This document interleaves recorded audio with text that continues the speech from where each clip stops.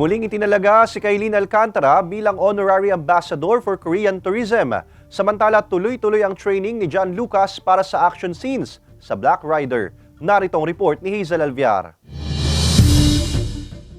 Patuloy ang pagpopromote ng Sparkle Star na si Kailin Alcantara sa turismo ng Korea sa mga Pilipino sa pamamagitan ng social media, events, familiarization tours at wellness activities. Muli kasi itong itinalaga bilang Honorary Ambassador for Korean Tourism sa Pilipinas. Matatandang isa si Kailin sa mga bibida sa upcoming Philippine adaptation ng 2009 hit Korean drama na Shining Inheritance. Habang patindi ng patindi ang mga action scenes sa Black Rider, tuloy-tuloy din naman sa training si John Lucas para sa mga fight scenes niya. Hindi raw niya pinapalampas ang mga training ng kanilang mga fight directors. Kahit na nagbaboxing na daw siya noon at may alam ng mga suntok at forms, meron pa ring hindi natuturo sa sport na kailangan sa TV.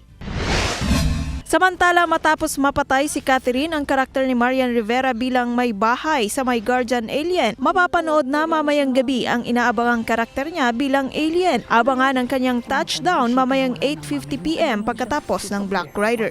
Hazel Alviar, Balitang Southern, Tagalog.